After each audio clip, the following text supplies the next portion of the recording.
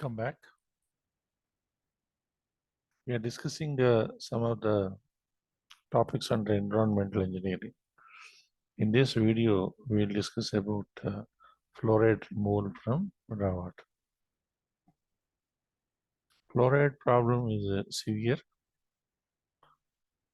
and this is coming everywhere.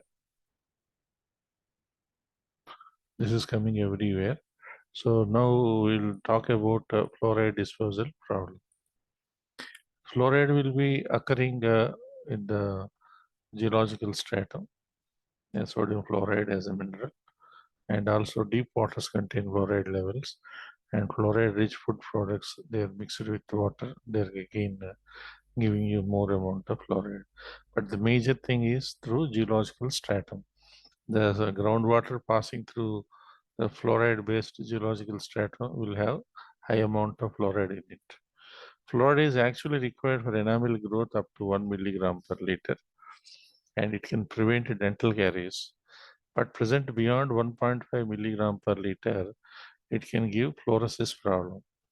So you can see here one is dental fluorosis, the yellowishness of the teeth, and then cavities between the teeth, and skeletal fluorosis, the bending of the bones, leg bones or hand bones, etc.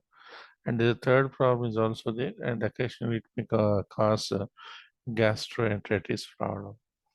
So the removal of excess fluoride is called as defluoridation, and addition of fluoride is called as fluoridation. Usually we add through sodium fluoride and maybe through some different types of paste we are going to add.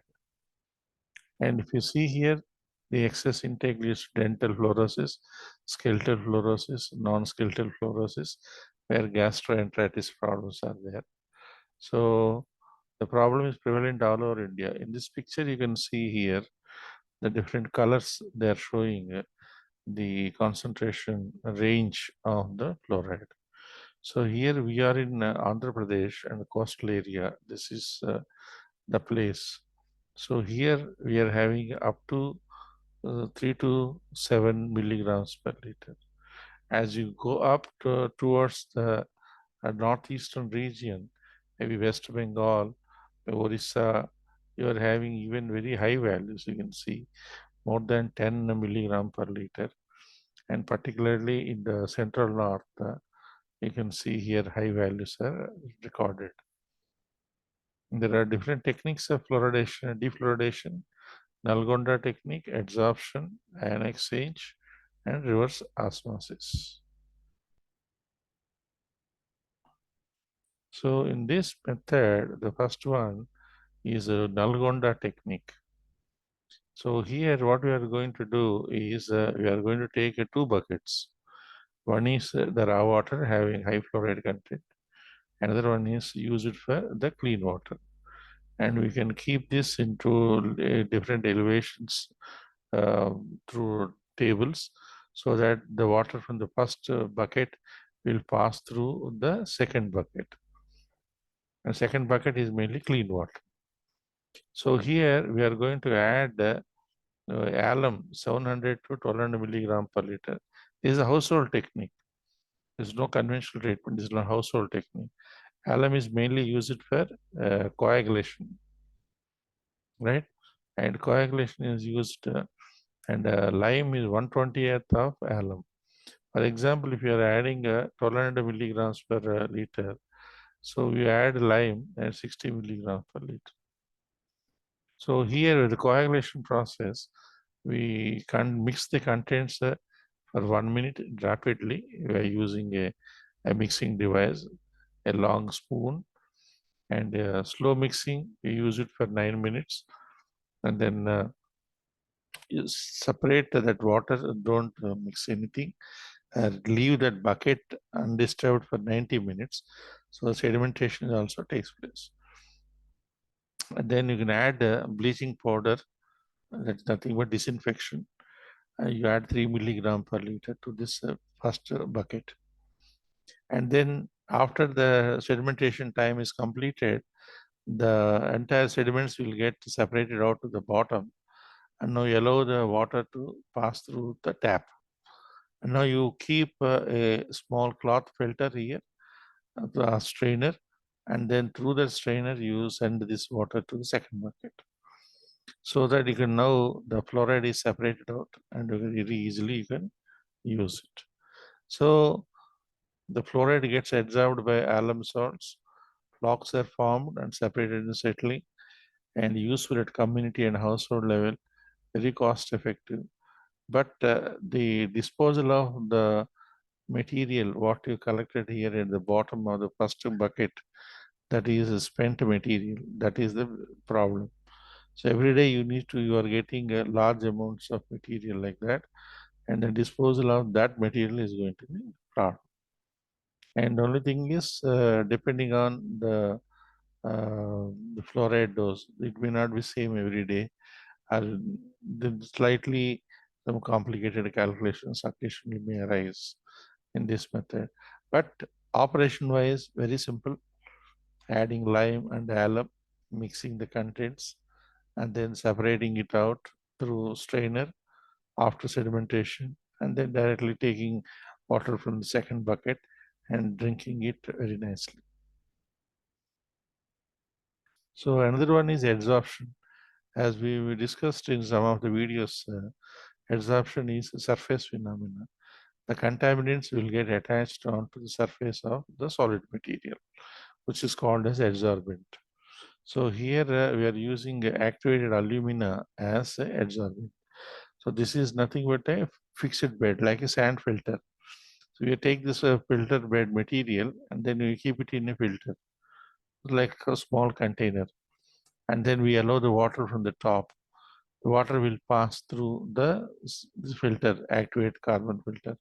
Here we are using activated alumina filter. So the fluoride will get attached to with the outer surface on the activated alumina filter, that material, adsorbent material. So clean water passes through and we are collected at the bottom. So sometimes instead of going for all these things, we have the combination of a number of filters. The upper one, you can see here in this one, the bottom is the activated carbon, upper one is the sand filters. All these things now, coming out as a small attachments. You can attach this to the water tap, and you can also collect the directly clean water free from sand filter and free from activated carbon. That means fluoride removal. Very easily you can collect from the bottom. So the very simple to use, low sludge formation. So this was supposed to be uh, popular through Prashanti Nilayam in Anantapur district, the previously Anantapur district. So it was supposed to be popular at that time. The adsorption technique here, we're talking about some of the merits and demerits. Very ease of operation, very useful at community level. Filters can be attached to hand pumps or taps. Low sludge formation, high fluoride removal, high quality water, regeneration is also possible.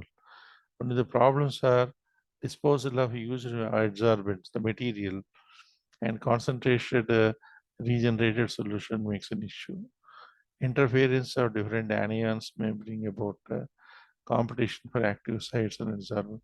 So not only fluoride, but some other materials or impurities may also be present in the raw water, which may get adsorbed onto the activated alumina. In such a case, the space available for the fluoride to get attached on the alumina bed may be reduced. That's what we discuss under interference. There can be a drop in the removal effectiveness after regeneration step. So this is some of the observations in terms of the demerits of adsorption. Ion exchange process. So we use ion exchange process for raw water treatment. So where we are having cation exchange bed and anion exchange bed. Cation exchange bed exchanges hydrogen ion, anion exchange bed exchanges hydroxyl ion. So altogether we get the H plus and OH minus is going to give you water. So there is no adverse impacts there. And similarly, we are going to put an ion exchange process bed operation here. The cation exchange we are not changing. Anion exchange bed here we are taking here. The anion exchange bed, we are going to use a chloride-based material. So the conventional form is R-Cl. R dash is the generalized form of that organic compound, and Cl is the chloride ion attached to that compound. And when you are sending a fluoride to that, the chloride and fluoride, they get interchanged, comes out to be R dash F plus Cl. That means the water coming out of that particular water coming out of this particular bed is full of chloride. So we are using mainly anion exchange bed.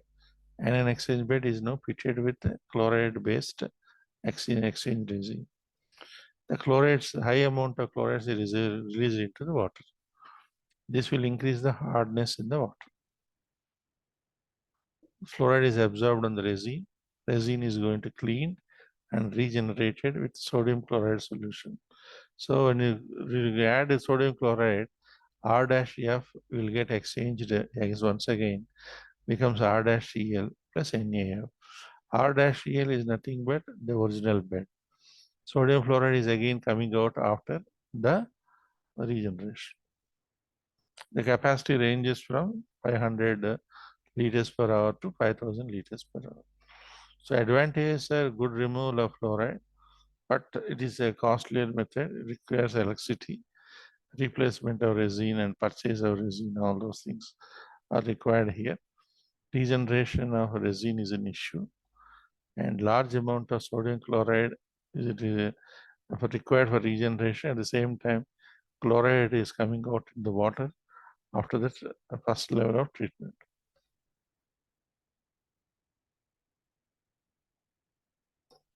Another method is the reverse osmosis. The reverse osmosis, we are going to use a semi-permeable membrane, and then when you're sending water at a pressure higher than the osmotic pressure through the semi-permeable membrane, the salts, the higher concentration of the salts will be stopped there at the upstream side of the semi-permeable membrane, and lower concentration will be there on the downstream side. And same methodology we are going to follow here. When you are using a fluoride contained water here, then the separation is there. Higher fluoride concentration will be on the upstream side, lower fluoride concentration on the downstream side. Different membranes are available in this methodology. No chemicals are added, but a high fluoride removal is anticipated. But only thing is, it is a high cost because of membrane and working pressure operations, poor after sales services, and that's the reason where in rural areas it may not be of a good choice. A lot of water gets wasted as saline solution, and disposal of salt water is an issue. Okay, so these are some of the aspects of techniques for removal of fluoride from raw water. Okay, thank you.